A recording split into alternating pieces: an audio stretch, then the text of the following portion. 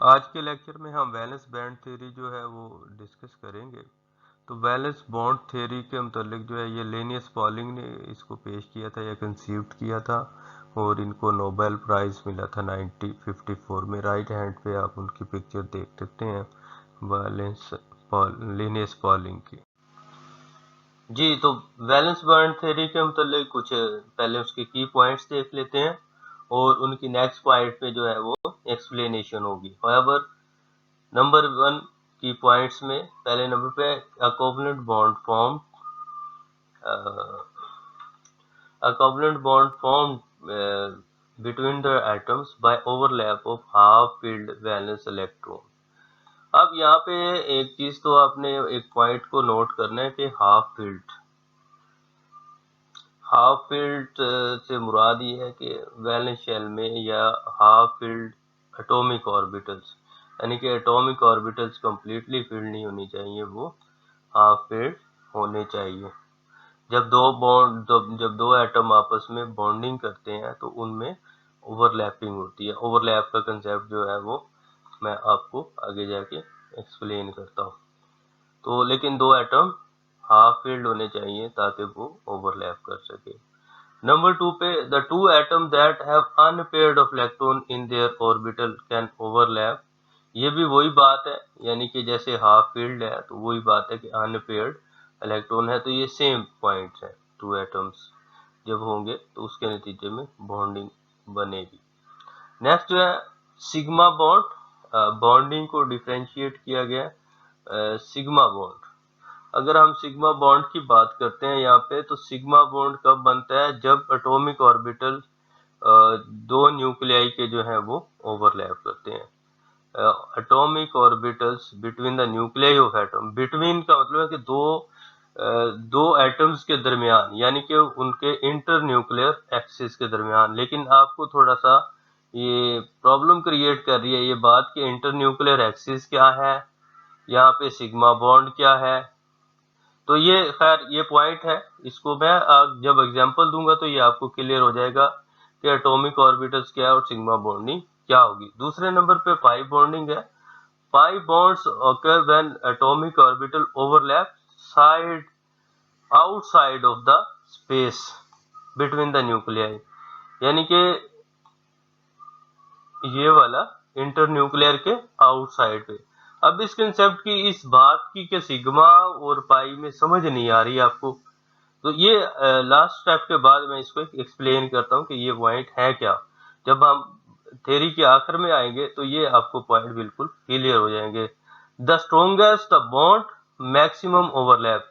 इसका मतलब है कि बॉन्ड जितनी ज्यादा ओवरलैपिंग होगी बॉन्ड उतना ही ज्यादा स्ट्रोंग बनेगा, यानी कि जितने ज्यादा करीब दो एटम आते जाएंगे एक मॉलिक्यूल के अंदर उतना ही बॉन्ड ज्यादा स्ट्रोंग बनेगा और एनर्जी उतनी ज्यादा रिलीज होगी। अब ये थोड़ा सा एक्सप्लेन किया गया कि बॉन्डिंग होती कैसे है एक्चुअली। हाइड्रोजन पहले एक दूसरे से दूर है, इनके दरमियान में फासला ज्यादा है। फिर ये जैसे जैसे ये नजदीक आते जाते हैं लाइक दिस, यहाँ पे let me choose another colour, may be you fed up with this. इस जगह से जब जैसे जैसे वो करीब आते हैं, क्योंकि ये देखें कि ये एनर्जी है, एनर्जी एक्सिस है। ऊपर को जब ग्राफ जाएगा तो एनर्जी इसका मतलब है बढ़ रही है और नीचे को आएगा तो एनर्जी कम हो रही है।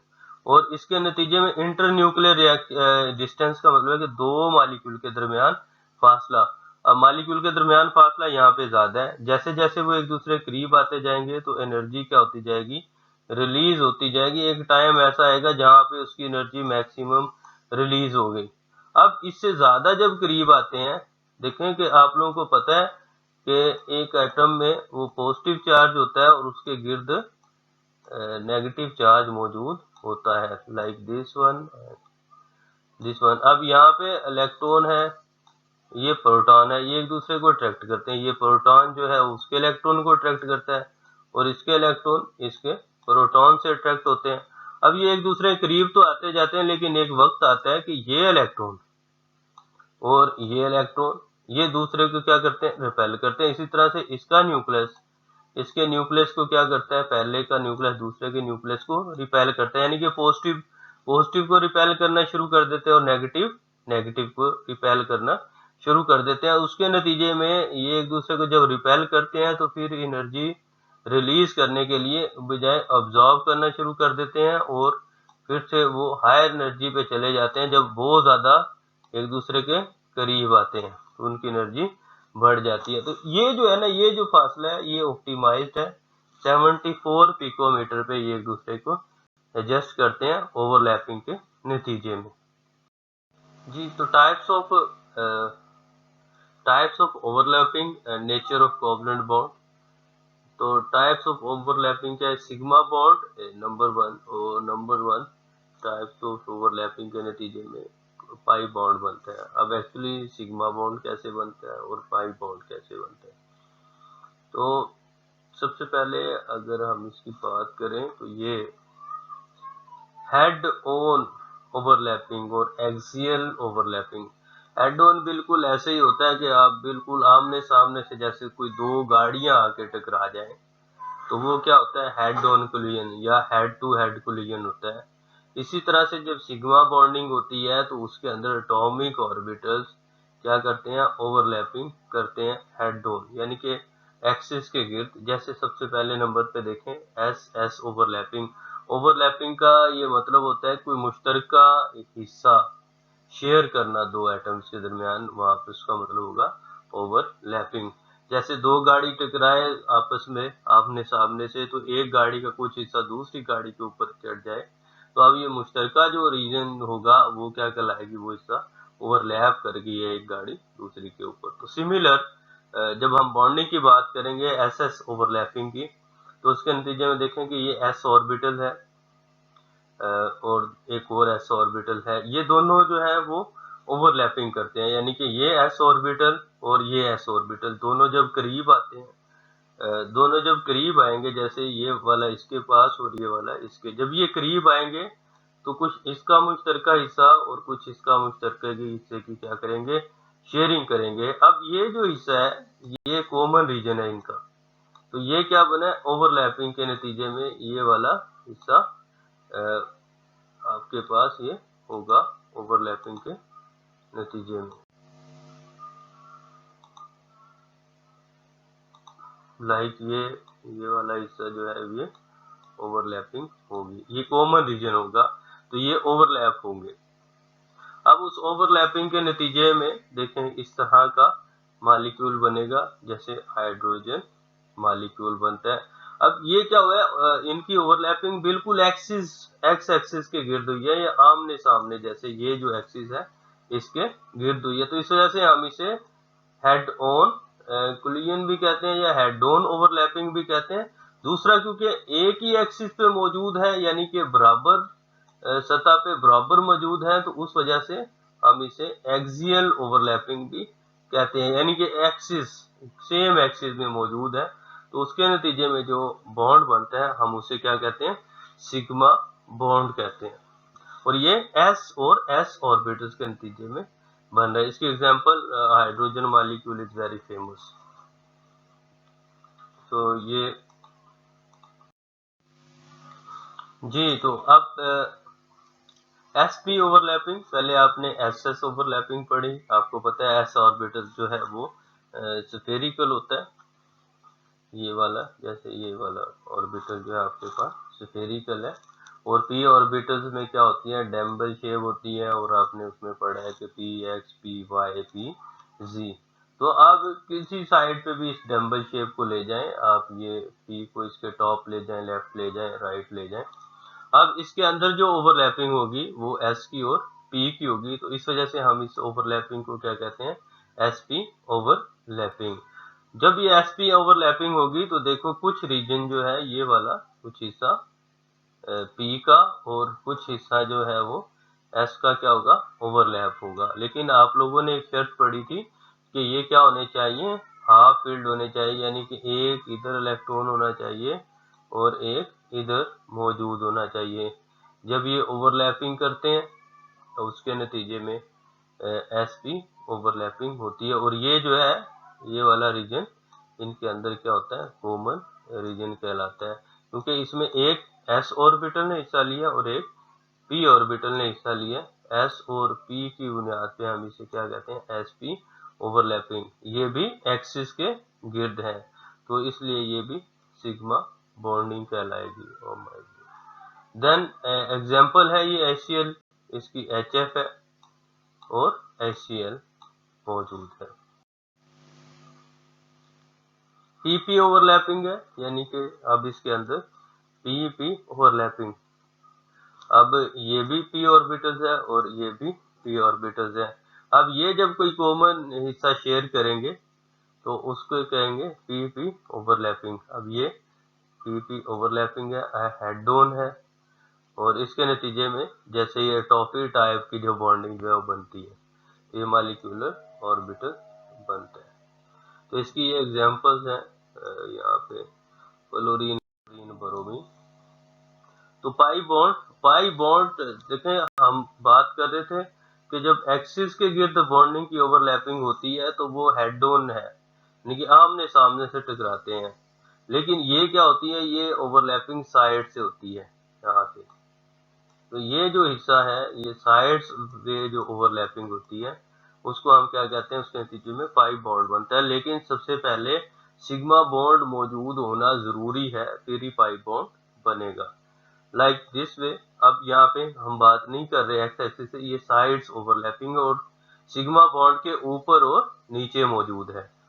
तो यहाँ पे एक और यहाँ पे दो। अब देखें ये नीचे एक्स एक्सिस के गिर्द नहीं है, टॉप और बॉटम मौजूद है, ये साइड्स पे ओवरलैपिंग है, यानी कि उसके ऊपर और नीचे से ओवरलैपिंग हो रही है।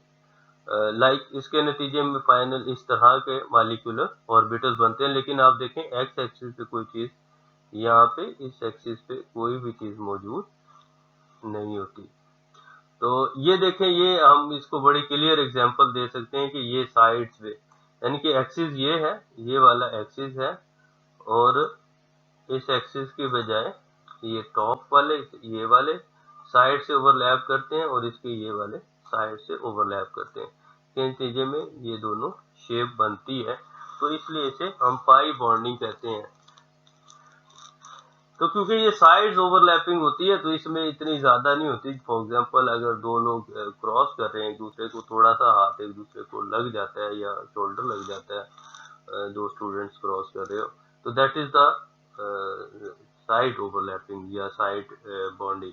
लेकिन जब कोई दो लोग भागते हुए आते हैं और जैसे वो टकरा जाते हैं डायरेक्टली, तो उसके नतीजे में जो ओवरलैपिंग होगी उसे हम सिग्मा ओवरलैपिंग कहेंगे। तो ये डिफरेंस है इनके दरमियान। तो इसका मतलब है कि ये लेटरल या साइड वाइज ओवरलैप।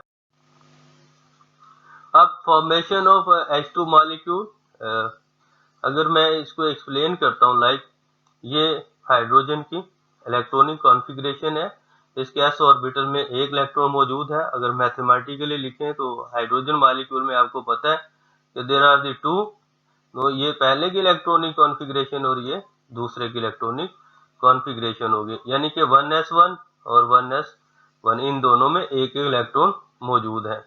जब ये ओवरलैपिंग करते हैं तो इसके नतीजे में जो बॉन्ड बनता है वो सिग्मा बॉन्ड बनता है। जैसे कि आप लोगों ने पीछे एग्जांपल जो है वो आप लोगों ने एक एग्जांपल देखी है, लाइक कि ये एक हमने कहा था कि s ऑर्बिटल है और ये दूसरा s ऑर्बिटल्स है, दूसरा s ऑर्बिटल मौजूद है इसी तरह से इसका। तो ये दोनों s ऑर्बिटल जो ओवरलैप करते हैं उसके नतीजे में जो बॉन्ड बनता है वो क्या कहलाता है, सिग्मा बॉन्ड कहलाता है। तो ये 1s और 1s, ये सिग्मा बॉन्ड, यहाँ पे 1s, तो ये सिग्मा बॉन्ड। अब फॉर्मेशन ऑफ F2 मॉलिक्यूल, अब देखें कि इसका सबसे पहले नंबर पे एटॉमिक नंबर, इसका एटॉमिक नंबर है 9। इलेक्ट्रॉनिक कॉन्फ़िगरेशन अगर हम लिखते हैं तो इसकी बनती है first S2, 2s2, 2px2, 2py2 और 2pz1। अब देखें ये फर्स्ट है, पहला शेल है, ये दूसरा शेल है, यानी कि ये वैलेंस शेल हो गया। वैलेंस शेल के आउटर में कितने इलेक्ट्रॉन मौजूद है, 7। इसका मतलब है कि सिर्फ इसका एक ही ऑर्बिटल है जो कि फिल्ड नहीं है कम्प्लीटली। तो अब ये हमने पहले की इलेक्ट्रॉनिक कॉन्फ़िगरेशन लिखी 1s2, फिर 1s2 दिस इज, और फिर ये 2s2 और फिर 2p5 ओवरऑल। अगर इसे 2 2 4 1 ये वाला 2 2 4 और ये 1 ये 5 हो गए। अब इसी तरह से दूसरे की इलेक्ट्रॉनिक कॉन्फ़िगरेशन होगी वही same 1s2 2s2 2px2 2py2 and 2pz1। अब इसके आउटर में भी एक है और इसके आउटर में भी एक है। अब ये दोनों ओवरलैपिंग करेंगे। अब इस ओवरलैपिंग, जैसे ये वाली ओवरलैपिंग होगी आउटर मोस्ट शेल। अब मैं वेव्स की बजाय जस्ट सिंपल बॉक्स के साथ रिप्रेजेंट कर रहा हूँ। तो इसके नतीजे में जो बॉन्ड बनेगा वो सिग्मा बॉन्ड होगा। नेक्स्ट वन है फॉर्मेशन ऑफ HCl। आपको पता है H के आउटर मोस्ट शेल में 1s1 है और क्लोरीन वाला 17 ग्रुप है, तो इसके आउटर मोस्ट शेल में 7 इलेक्ट्रॉन मौजूद होंगे। Let me right for the electronic configuration of the chlorine 2 1s2, then 2s2 2p6, 3s2 3p x2 y2 and 3pz1। अब वैलेंस शेल में देखें तो दो ये दो 4 2 6 और एक ये 7 इलेक्ट्रॉन मौजूद है। तो बाकी तो सारे फील्ड है, जस्ट 3pz1 जो है इसके अंदर एक इलेक्ट्रॉन मौजूद है। अब मैं जब इसकी इलेक्ट्रॉनिक कॉन्फ़िगरेशन लिखता हूं तो इसको हम बॉक्सेस के जरिए जाहिर करें, तो मैं जस्ट वैलेंस शेल को लिख रहा हूं यहाँ पे सिंपलिसिटी के लिए, क्योंकि दूसरे तो हिस्सा नहीं लेते केमिकल बॉन्डिंग के अंदर। तो 3s और ये 3p हो गए। 3p के अंदर 5 इलेक्ट्रॉन मौजूद है, राइट। और उसके बाद और आपने देखा कि HCl है, तो अब H की इलेक्ट्रॉनिक कॉन्फ़िगरेशन लिखते हैं तो H में एक ही इलेक्ट्रॉन मौजूद है। अब जब ये दोनों ओवरलैप करेंगे, आप हमेशा देखो कि इनकी ओवरलैपिंग के नतीजे में ऑपोजिट स्पिनिंग के नतीजे में ये बॉन्ड बनेगा और ये क्या होगा, सिग्मा बॉन्ड के अंदर। Then formation of the oxygen molecule. Oxygen का आपको पता है ऑक्सीजन O2 की फॉर्म में इसका मॉलिक्यूल मौजूद होता है। यहाँ पे इलेक्ट्रॉनिक कॉन्फ़िगरेशन जो है ऑक्सीजन की, तो मैं बात कर रहा था ये इलेक्ट्रॉनिक कॉन्फ़िगरेशन की। तो आपको पता है इसमें फर्स्ट यानी कि फर्स्ट s2 2s2 2px2 और इस तरह से जब इसका वैलेंस शेल में देखें तो there are the 6 electron. Let me count 2 2 4 2, this is 2, this is 2 4 5 and 6. It means 2py and 2pz will participate in the chemical bonding. They are the partially filled, half filled। हमने यही कहा था कि half field ही हमेशा हिस्सा लेते हैं। तो यहाँ पे अगर हम ये फुल फील्ड लिख भी दें तो ठीक है, लेकिन इसको लिखने की जरूरत नहीं है। हम बात करते हैं कि पार्शियली फील्ड या हाफ फील्ड ही हिस्सा लेते हैं। Let's see this one 2p and this one 2p, क्योंकि दोनों ही ऑक्सीजन है और इनके आउटर मोस्ट शेल के अंदर p के अंदर देखें 4 इलेक्ट्रॉन मौजूद हैं। तो ये वाले, अब सबसे पहले एक जो जब ओवरलैपिंग करेगा किसी एक को कह लें, वो क्या हो जाएगा, किसी एक को कहें आप इसको या फिर इसको, इन दोनों को हाफ फील्ड में से सॉरी, तो वो एक सिग्मा में हिस्सा लेगा और दूसरा पाई बॉन्डिंग बनाएगा। तो सबसे पहले सिग्मा बॉन्ड्स बनता है और फिर उसके नतीजे में पाई बॉन्ड बनता है। अब अगर आप ऑर्बिटल्स के लिहाज से एक्सप्लेन करें तो मैंने पहले ही कहा आप लोगों को कि सबसे पहले ये देखें यहाँ पे जो ओवरलैपिंग हो रही है, जो इस हिस्से के अंदर ओवरलैपिंग हो रही है वो हेड टू हेड ओवरलैपिंग है। इस वजह से हम इसे क्या कहेंगे, सिग्मा मॉलिक्यूलर ऑर्बिटल्स कहेंगे इस वाले हिस्से को, ये वाला हिस्सा जो है। लेकिन जो ऊपर 2py मौजूद है और नीचे जो मौजूद है ये टॉप एंड बॉटम कह सकते हैं, और ये इसके परपेंडिकुलर है यानी कि अमूदन है, 90 का एंगल बना रहे हैं सिग्मा my मॉलिक्यूलर ऑर्बिटल से। तो ये ओवरलैपिंग के नतीजे में ये जो बॉन्ड बनता है जो कि ऊपर और नीचे है, इसको हम पाई बॉन्ड कहते हैं। और ये मॉलिक्यूलर ऑर्बिटल जो है सिग्मा मॉलिक्यूलर ऑर्बिटल बन रहा है हेड टू हेड ओवरलैपिंग के नतीजे में।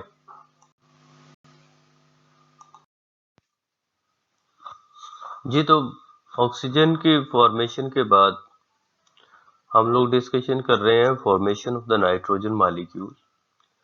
Atomic number of nitrogen is 7। आप लोगों को मालूम है कि नाइट्रोजन का एटॉमिक नंबर क्या है, 7 है। जितनी की मतलब हम लोग रिपीट कर चुके हैं, जिनका आप लोगों को वैसे ही सब चीज़ें याद हो जानी चाहिए।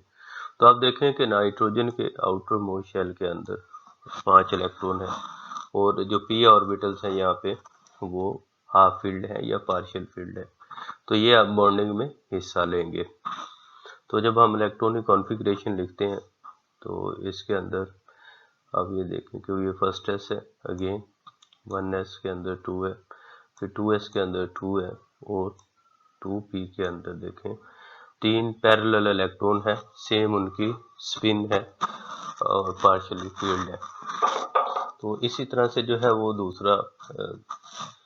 दूसरा नाइट्रोजन एटम है, और उसमें भी ऑपोजिट स्पिन शो की जा रही है, लेकिन एक एक इलेक्ट्रॉन यहाँ पे p में मौजूद है।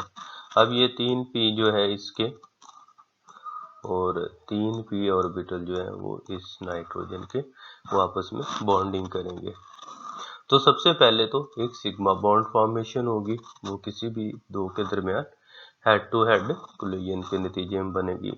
बाकी जो दो बॉन्डिंग होगी वो पाई बॉन्डिंग होगी। लाइक अगर ये दोनों आपस में हेड टू हेड कोलिजन करते हैं तो उसके नतीजे में ये सिग्मा बॉन्डिंग होगी, और बाकी जो दो है वो पाई बॉन्डिंग होगी। अब ये कैसे बॉन्ड फॉर्मेशन बनती है, ये ऑर्बिटल्स के लिहाज से अगर मैं एक्सप्लेन करूं तो सबसे पहले हम कहते हैं कि लाइक दिस वन, जिसको हम पी एक्स कह लेते हैं, सपोज ये P x like this one.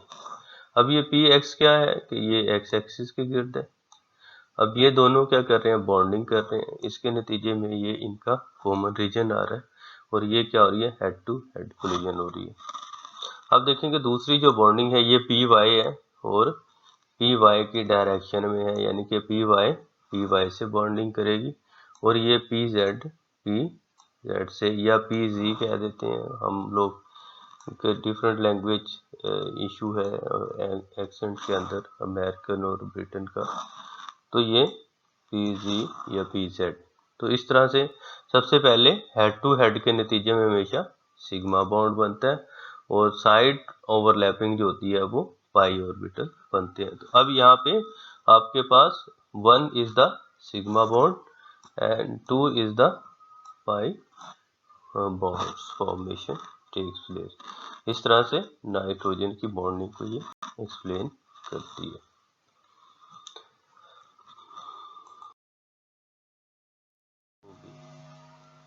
Next one जो है, अब सिग्मा और पाई बॉन्ड के दरमियान डिफरेंस क्या है।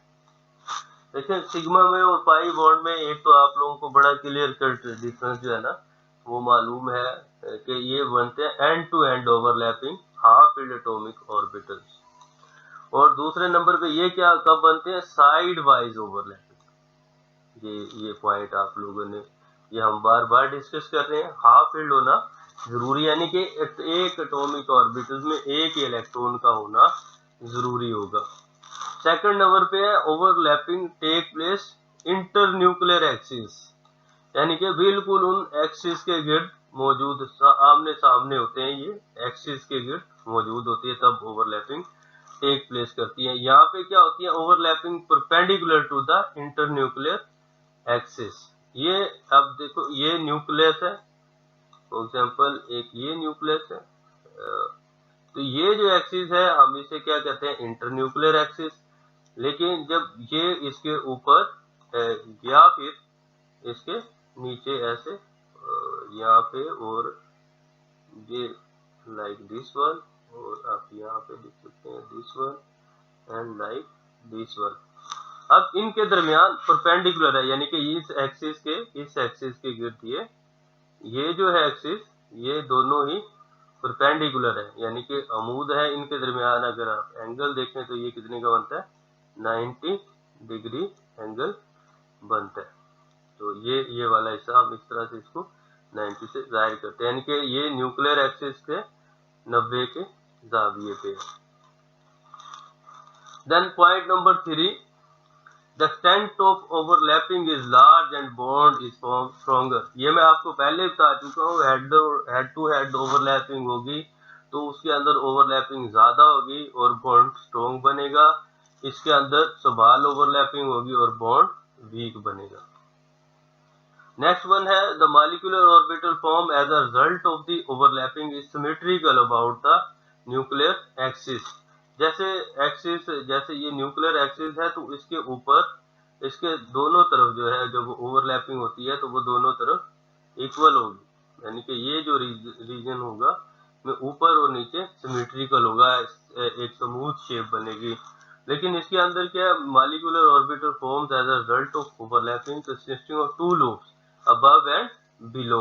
आप लोगों ने ये एग्जांपल्स भी देखी है जब पाई बॉन्ड बनता है। आप बेशक ये वाली जो एग्जांपल है, जैसे मैं इसको कलर कोई और चूज करके आपको लाइक रेड चूज कर लेते हैं। यहाँ पे आप देखें कि the molecular form overlapping consisting of two loops, this is one loop, this is second loop. जब ये दोनों ओवरलैप कर देंगे like this and like this, these are consist of two loops above and below, this is above and this is below।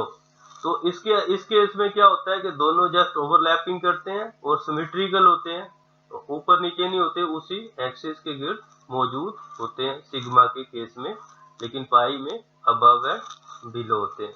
Next है their rotation is free, their rotation is free about the axis, they can rotate freely and no geometrical isomer is possible। ये geometrical isomers में आगे जाके discuss करूंगा, ये इसके चक्कर में आप लोगों ने नहीं पढ़ा, जस्ट आपको याद कर सकते हैं। आइसोमर्स कहते हैं, आप लोगों ने बल्कि पढ़ा हुआ है, इसलिए मैं थोड़ा सा एक्सप्लेन कर देता हूँ, जिनका मॉलिक्यूलर फार्मूला तो सेम होता है लेकिन स्ट्रक्चरल फार्मूला डिफरेंट होता है।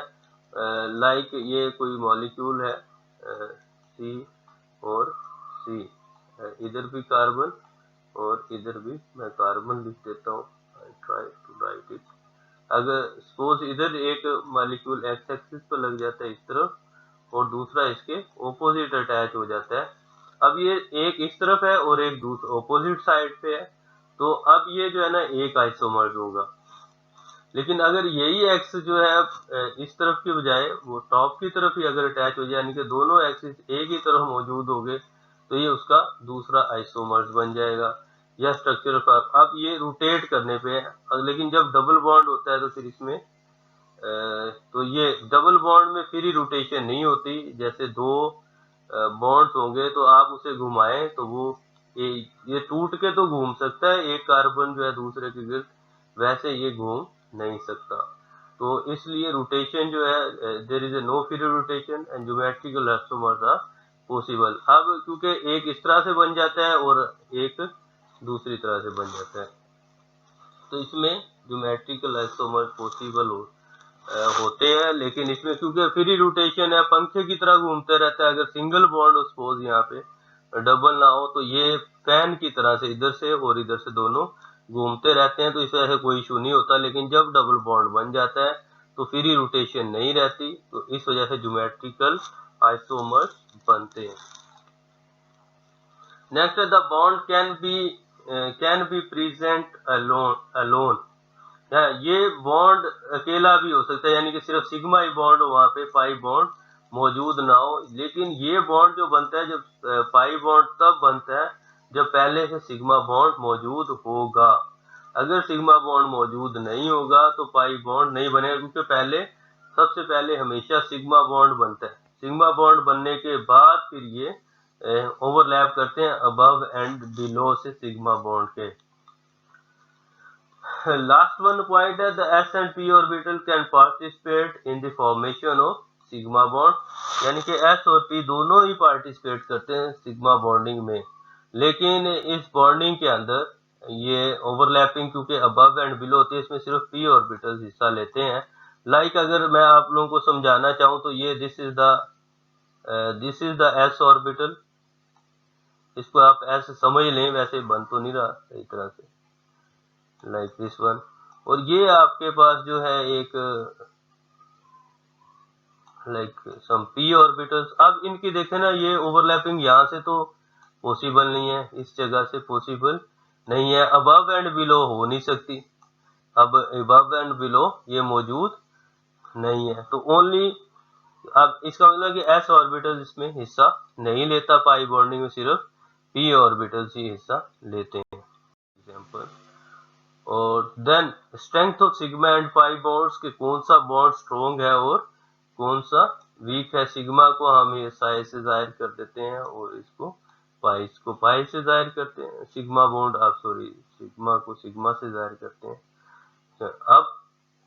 अब ये बॉन्ड जो है उनकी स्ट्रेंथ दी गई है इस टेबल के अंदर कि सिंगल बॉन्ड है तो इसकी बॉन्ड लेंथ देखें 0.74 है और एनर्जी जितनी इवॉल्व होती है वो 103।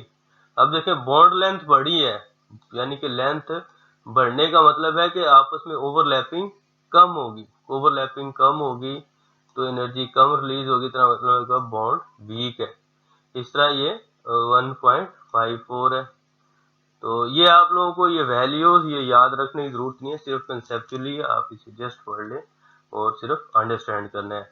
एक्चुअली इसके नतीजे में बात एक ही आती है कि जितनी ज्यादा ओवरलैपिंग होगी दो बॉन्ड्स के दरमियान, उतनी ही ज्यादा एनर्जी रिलीज होगी। दो मॉलिक्यूल एटम जो है उतने ज्यादा मॉलिक्यूल में करीब आएंगे एक दूसरे के।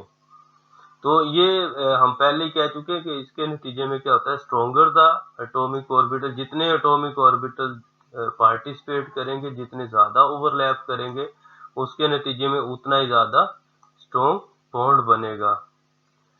तो दूसरा, क्योंकि सिग्मा बॉन्ड देखे बिल्कुल ये टक्कर होती है, आमने सामने से टकराव जैसे होता है ना, बिल्कुल वैसे ओवरलैपिंग होती है, तो इसलिए सिग्मा बॉन्ड हमेशा ही मजबूत होता है। और क्योंकि पाई बॉन्ड जो है वो जस्ट साइड ओवरलैपिंग होती है।